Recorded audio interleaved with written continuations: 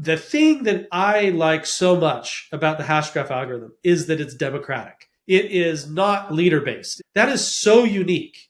Richard, welcome. Thanks for hopping on today. Hey, thanks. I'm glad to be here. Haven't been on your show before. I know. It's been too long. We should have gotten you on a lot sooner. But Richard, to kick this off, can you tell us about Hiero? You have a pretty important place there at that new organization, and how things have changed for Hedera since its launch. Yeah, you bet. So Hiero is a really important step along the path for us. One of the things that we have obviously talked about for years has been the open sourcing of Hedera. All of our code was open sourced, it was on GitHub, but a lot of people didn't recognize it as such because of the sort of organizational support and structure around, the open source foundation. There wasn't any sort of foundation. It was just some open source projects. And so we felt that we needed to find a good governance structure for the code itself. And we looked at a bunch of different options, and we ended up settling on the Linux Foundation. And they were, excited to have us participate as part of their new LFDT project, and we were excited to participate in it. It gives us access to a lot more developers. They have a massive distribution list. We have a bunch of projects that we are scheduling in the new year. I think we have some workshops and things like that scheduled in February. So we're going to have opportunities to reach out to a large number of developers, most of whom have never done anything in Web3 before. So that's one of the things that we're really excited about inside the Linux Foundation, is having an opportunity to be part of that larger ecosystem. It's the big tent mentality. Bring as many people in as we Absolutely. can. Of course, there's growing amount of Web3 developers out there, but the pool of Web2 developers is much more broad, right?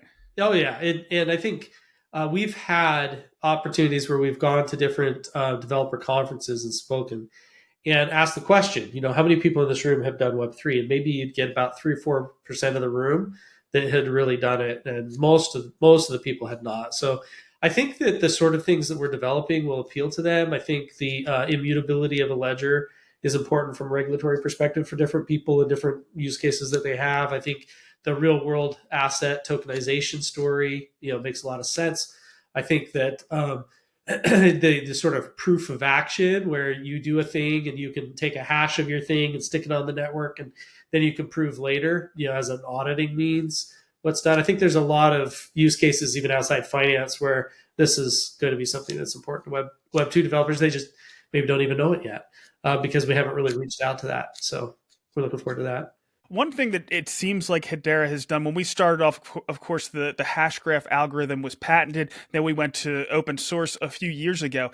And now it seems like we've gone to this completely other level, that even a lot of other open source networks that have been open source from the very beginning, they haven't even gone to this level. Have we kind of leapfrogged some of our competitors when it comes to open source? Yeah, I think so. I think that the fact that we were the first major L1 that went open source inside, Linux Foundation or some large foundation is actually a big statement of our commitment to doing this the right way, to real open source development. And you talk about the Hashgraph consensus, right? To me, the thing that I like so much about the Hashgraph algorithm is that it's democratic. It is not leader based. It is every participant in that network are together seeing every transaction. They're voting on the order in which it happened, virtually voting on the order and consensus. That is so unique in the way that we do this. And when you think about the sort of ethos behind distributed ledgers and blockchains, the ethos of Web3, like, it doesn't get better than a democratic approach where there is no leader and everybody gets to participate. That's also true in terms of our governance. It's not just a small handful of people who govern this network. It's the governing council, and they all have votes and rules and things like that. It's very democratic at that level, but also in the way that we manage our source code, that it's democratic there too. It's a meritocracy. You come, anybody who comes, anybody who participates has an equal seat at the table with everybody else. And that goes from the way that we structured and defined the technical steering committee, that you cannot have any more than 2 members of the same company on the technical steering committee, so that it sort of forces a broader participation, number of people who can come and participate as part of that group and really get involved. It was all designed to be, to decentralize the decision making and make it something that, is open and free to everybody, and everybody has an equal voice. Richard, I want to go back to something that you mentioned from a practical standpoint. You mentioned that, Hedera is leaderless, and I know there's a lot of practical benefits that come from that. From, you don't have to worry about MEV or front running. Can you go through some of the benefits of being a leaderless network? It's pretty unique in the space. I know there might be a few others out there, but I don't hear about too many. Yeah, it really is fairly unique. I mean, from a philosophical perspective, as I mentioned, the thing that I really like about it is just that it hits right. It's not an opportunity for anybody to say I was the leader and I made some unilateral decision and everybody else just has to accept it and move on. And it allows every participant in the network to be involved. That eliminates certain classes of, let's say, misbehavior on the network. Like I said, front running or MEV. No one node gets to choose the order of transactions that the whole network is going to participate in. And a user, even if there was one node who wanted to misbehave, a user can always send their transactions to multiple nodes in the network. And then, you just needed one of those to be honest. And if any one of them is honest, then it will come to, consensus despite any sort of bad actions of any particular node.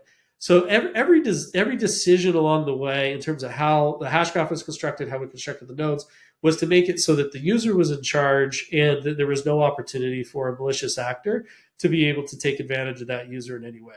The method by which we select the order of transactions is based on the median time of that transaction being distributed through the network. So it's literally as fair as you could ever design one of these systems to be. And it also it's one of the reasons why we're also fast. It sort of paradoxically, everybody would say, oh, it's easy to be fast if you have a centralized decision point. That's true. If I had a single leader who decided everything, then that one single leader could, make decisions very quickly. But you get a network like Bitcoin or Ethereum, and they're like, well, yes, it's leader based, but we rotate who the leader is, and it's not known ahead of time who the leader is going to be. We sort of figure it out after the fact. And but there's a surprising result of that particular consensus approach, which is that the network must be slow by design. Bitcoin has to be slow, or else it would fork infinitely. I mean, it'd have all these branches all over the place. Every node in the network would claim it was the leader, and then trying to settle on who it was wouldn't work. It has to, by design, be slow. And that's the thing that's really revolutionary about Hashgraph is not only does it eliminate a leader-based system, but its performance is on par with the leader-based system. And that is extraordinary. And it's not something that just anybody can do. Well, thanks for putting some more meat on that leaderless bone for us. It's something that I know we talk about a lot, but really understanding the ins and outs is important. So the next thing I want to touch on is Hiero is going to be kind of responsible for how the Hashgraph algorithm evolves over time.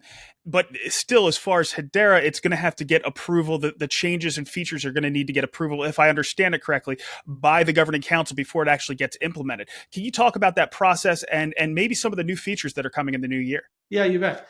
So essentially the way that it works is that the technical steering committee on the Linux Foundation project on Hiero is responsible for approving the different HIPs or features that can, will go into the code base. And Hedera is responsible for accepting those features onto the network. So what this means is, let's say, for example, one of the new features that we're working on is batch transactions. We develop a HIP like normal, just like we've been doing it for the last several years. That HIP will be taken to the technical steering committee to review. Technical steering committee will look at it and they'll say, okay, is this HIP something that makes this project better? What requirements does this put on all the individual sub-projects of Hiero? So we have like a mirror node, and we have a consensus node, and we have a mirror node explorer, and we have SDKs, and all these different projects that are all part of Hiero. What does this HIP mean for them? So it's essentially, the technical steering committee is essentially coordinating the activities of all of the sub-projects so that we can work together in a harmonious way.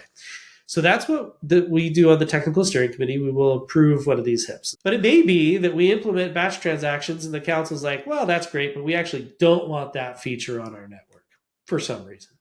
If that were the case, then what we would do is just implement our feature flags. And when it gets deployed on the Hedera network, it'll be disabled. So Hiero and Hedera are both partners. It's not a hierarchy in this case. It's partners. Lehman mentioned spheres when he was on the Foundry call the other day. And that could be a scenario where somebody has their own private Hiero network that they want to add some features to that wouldn't be on the Hedera public ledger. and then we would have to get some interledger communication going between those two pieces and things like that. So we could end up getting ourselves into a future here that where it would actually be a very positive thing that we're able to develop things and deploy in some places and deploy differently in the Hedera mainnet. Could be a very good thing. And again, just going back, what are some of the features that are going to be coming out that you're most excited about? Yeah, so actually, batch transactions is one of them that I think is going to go through the whole gamut here. I think that was going to be very successful. So essentially, what a batch transaction is it's the ability to submit a transaction that's made up of multiple sub transactions. It all succeeds or fails as a single atomic unit. An example of this, we've had customers who have been interested in doing things like unfreeze a token, do a transfer, and then refreeze the token, things like this. So batch transactions enable some new utilization there. It's important for real world assets where you actually do have legal reasons why you're freezing and unfreezing tokens before they're transferred and so forth. So batch transactions is one. Another one that we've actually had for a long time is long-term scheduled transactions. So our scheduled transactions today can be scheduled about up to a half hour ahead of time, but we would like to have a mechanism for scheduling them long-term in that you could schedule something that's going to be executed, let's say every quarter over the next 5 years or something like that. You can schedule those up front. Another one that I'm really interested in is what we call jumbo Ethereum transactions. Is, our transactions are limited to 6 kilobytes in size.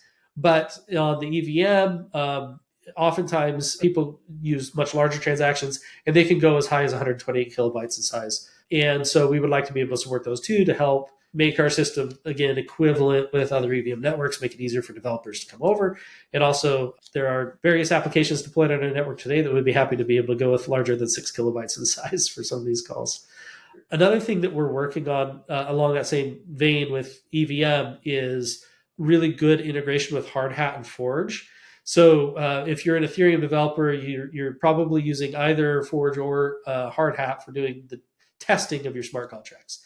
They have a feature that's called forking. And the way that it works is that they run sort of a local EVM. And then it's kind of like a local cache of another EVM, like maybe mainnet. So you can deploy your test code, you can execute your test code, and if it has a dependency on another smart contract, then it goes and downloads that smart contract from the mainnet, installs it locally, and then executes. And if it has dependency on different state, it goes to the main network and gets that state, then caches it locally, and then continues to execute.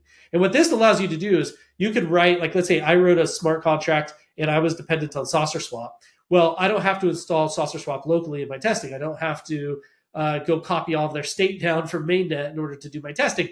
I can just write my code and execute it, and whatever it depends on from Saucer Swap, it can go get it from testnet or mainnet or whatever network I want. It's a really, really great feature, and for EVM developers, it's a normal thing that they get to make use of. And in fact, we do have support for that for sort of pure EVMs applications. But we're extending it so that we have great support also for HTS tokens. If your smart contract is dependent on an HTS token, then you'll be able to write your smart contract to depend on those tokens without having to do any sort of additional stuff. It'll just work. So that's really cool. And I think sort of philosophically, what we were trying to achieve is that we want Hedera to be the best network for EVM developers. We don't want it to be like, oh, I'm going to deploy to Hedera, so now I have to figure out how I'm going to do it. We want it to be, why would I ever use anything other than Hedera? This is the best network to develop for. So that developer experience is something that we're really, really going to put a lot of emphasis on in this coming year. And to that extent, anybody who is an EVM developer out there, we want to engage you. We've gone to ETH Denver, I think the last 3-4 years. We're going to be there again this year. I'll be there this year. And we really, really, really want to nail that and make it the best experience for developers. Then there's a whole bunch of other little features. Blockstreams, little features. Blockstreams is actually one of the most consequential things that we've done in a long time. That's worth a whole statement on its own. State proofs, performance, scalability, long list of stuff. So certainly that should be the goal. It seems like there's a lot of good things that are coming. You mentioned, batching transactions. We talked a little bit about spheres, and I know that state proofs are going to be necessary to have sharding. So we're talking about things that are going to allow Hedera and the ecosystem to scale significantly. I want to see if you have any input on that and let us know how we're doing on that front, but also maybe touch on how we're addressing, because these things making overall the transactions more efficient, are also going to cut down on the fees. So how can we ensure that we're sustainable from a revenue standpoint, while at the same time making sure that we have the scaling to meet all of our users' needs? Yeah. When we look at scalability, there's two axes that we look at. One is vertical scalability, one is horizontal. So in vertical scalability, we're talking about taking a single piece of hardware and make it do more and more and more. And we actually still have a lot of room left to extend our ability on to go vertical scale. So for example, we have, I think in the last year, more than 10x the number of entities that we can store on our system, for example. It's kind of like a quiet upgrade nobody knew about, but it's like a very large number of entities that you can create on the system. And we could do another 10x from here. So there's, our goal is to be able to support all the accounts or all the people on Earth should be able to deploy it without even having to get to the point where we're doing, sharding. We should just be able to support that on a single shard. It's also on the TPS level. There's, obviously, 10K is a big number. There's a lot of use cases that you can pack into 10K. And actually, we are looking at a new feature called dynamic throttles that would change the way the throttling system works in such a way that transactions wouldn't be sort of artificially throttled, but they'd be able to achieve whatever their natural performance is based on performance characteristics of the network. Those sorts of things, that sort of vertical scalability is one of those things that we're really working on. But we're also looking at horizontal scalability, which is sharding being the term that we've used historically to represent this idea of being able to stamp out multiple sub-networks, if you will, that all sort of contribute to the Hedera mainnet. But there's another variation on that, which is what Lehman was talking about the other day on hash spheres. And the idea is that in many cases, people want to have a separate network. Maybe not from a scalability perspective, maybe it's from privacy perspective. Like if you're a regulated financial product, you might have to run your own network, but you still want that interoperability with the main network. Actually, the reasons for that are pretty obvious.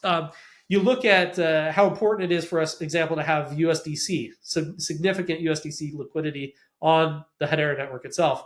Well, each one of these private networks also needs to have liquidity of various different tokens. Maybe it's USDC or some other token. And for them to get their own bridges, to get wired into, let's say, centralized exchanges and things like that, it's never going to happen, right? It's so hard that if we had thousands of these private networks, they're never going to be able to get all of that themselves. So they all need to be plugged into the L1. And the L1 is plugged into all these centralized exchanges and has all the liquidity and everything else. If you looked in the sort of private network space, there's been one since the get-go, really, of blockchain, and it has always been disconnected from a public network. And this was a real problem. Customers would set up these private networks and they would start doing their stuff and they'd say, okay, this is great. Now I need to do interledger interoperability and I need a public L1. And they just weren't designed for that. And so a lot of those projects suffered as a consequence of that. So what we want to do, one of the solutions that we're looking at for horizontal scalability is this idea that there are many people who need to have a private network, but they also want to plug into the main network. And those private networks, they give you that, and I say private network, it doesn't actually have to be private. It could be public, it could be private, it could be hybrid, anybody, it's just another deployment. It's another network. And it goes back to that vision that Lehman had at the very beginning. Lehman and Vance were talking about, shared worlds, which is of course where worlds came from. And those shared worlds was this idea that there could be lots of these little things and they all collaborate together. And that raises the value of the L1, of the public ledger.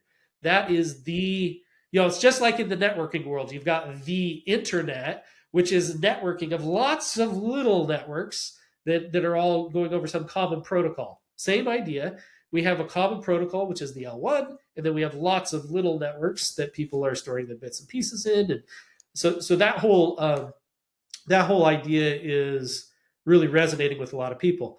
Now, technically, the challenge here is if I have these different ledgers, how do we transmit trust from one to the other? And this is where state proofs come in. You need to have a way to be able to prove that the state that you have on one network is true when you're passing that state to another network. So you can imagine, for example, that if we were moving USDC liquidity from mainnet to a private network, guess what? We need to have some proof that we send to that private network saying, yes, the account that's trying to send you these tokens can send you these tokens. I certified it. I moved them into escrow or whatever. It's ready to go. Then the private network would be able to accept it, send a proof back to the public network saying, all right, I got you, and I have minted that many USDC tokens on my side. And then the other side can say, okay, great, I can go ahead and burn these on the mainnet. You have to have this sort of a protocol for transferring value from one to the other, and that requires state proofs. And state proofs aren't new. We've been talking about it for a long time. It's one of those things that Lehman sort of forecasted out maybe 6-8 years ago, maybe longer. He was like, yeah, well, then we'll have state proofs. And well, now we're implementing it. And so this will be the year that all those pieces sort of come to fruition. So we'll have the ability to generate state proofs. We'll have the ability to transfer value between two different networks. So the mainnet benefits from network effects. If you looked at like Facebook, what was it that kept everybody going to Facebook? It was the network effect, the fact that everybody was there. The same thing is going to be true for the L1. Because the L1 is sort of the central hub that all these other networks are participating in, that's where the network effect is. That's where you're going to find all the great liquidity. That's where you're going to find all the real DEX operations going on. It's where you're going to find all the interactivity between everybody, because it's in the L1 that you have the lowest latency between those transactions. There's a higher latency once you start talking to other networks. So it's really going to be, as much additional work is done on other spheres and contributes back to the L1, just raises the value of the L1. It doesn't diminish it at all. And the L1, meanwhile, is really where everybody's going to want to be, because that's where all of the network effects are going to be. That's exactly what I wanted to hear. Richard, you've given us so much information already. Is there anything else you'd like to touch on before we let you go? So I did talk a little bit about the Blockstreams, and people have asked us, what is the Blockstream? How does this fit into the whole system? It's another step along the way in decentralization. Today, we store our blockchain history on Amazon and Google buckets, public buckets that anybody can access. But those public buckets are expensive for people to access, and it's still not very satisfying because we have these two providers that are holding that blockchain history. And so Blockstreams and block nodes are two things that we've been working on and designed for over a year, I think, and are being implemented and will be released in this coming year. It's going to allow anybody in the world to run a block node, to host these Blockstream data, to serve it up to other people. And the council will be doing this as well, of course. And so we're going to get really great decentralization on our blockchain history, and also some way for more participation. And it's also going to reduce the cost for access to that Blockstream history. So today, if you want to run a mirror node, you have to basically pay Google and Amazon by reading from their public buckets in order to get all the data that you need in order to populate your mirror node. But with block nodes, it'll be a much less expensive mechanism for being able to get the data that you want, and actually to bring your mirror node up in a lightweight way. Mirror nodes were always intended to be a participatory thing.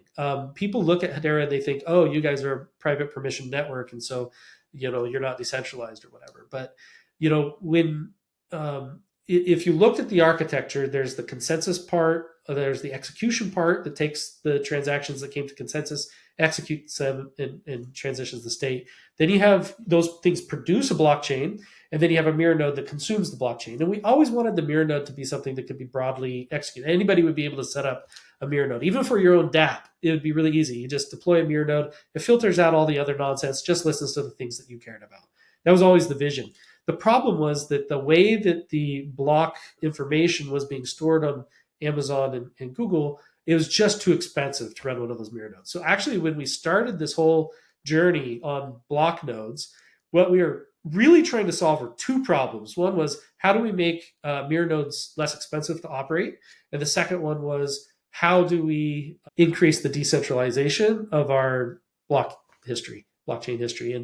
And as we went down this path, we found so many things that we were going to be able to solve with the solution that we came up with, including state proofs. It was going to enable a broad range of different things that we could do with interledger communication, the spheres, everything else is really dependent on these block streams and block nodes. The idea was that it also offloads a lot of work that would otherwise have to be on consensus nodes, moves them to these block nodes, which means that the consensus nodes could spend all of their time and energy coming to consensus and executing transactions. So they're a really, really powerful concept, and it's going to be totally available to people to be able to participate in. Obviously, it's all being developed open source right now, but even in deployment, there's sort of we have a multi-phase deployment strategy for them so that, as you can imagine, we want to be very careful so that we don't harm mainnet under any circumstance. So there's like a very careful, release path for these things. That's what we're going to achieve in the end, is that anybody will be able to run a block node, and anybody will be able to keep either the full history or partial history. And for your own dApp, you'd be able to deploy one of these things or a mirror node and have a really low cost way of being able to get access to the information. We're hoping to open up the participatory gates and allow a lot more people to be able to deploy these things. Great to hear. I know there's been some issues around mirror nodes and accessibility and all that kind of stuff. So it's great to hear that you're going to be broadening that. Richard, thank you so much for hopping on here today and all the work that you're doing in there at Hiero. All right. Thanks, Brandon. It's great to be here. I'm now posting these interviews of Hedera builders independently to my channel. The community, influencers, and media outlets are free to use this content to spread the word on what's being built on Hedera. Once they're all uploaded, you'll be able to go to my channel and search for whatever topic or team you're interested in to find more information. Or you'll be able to get the most recent Hedera news by watching the latest HBAR weekly update. So check them out.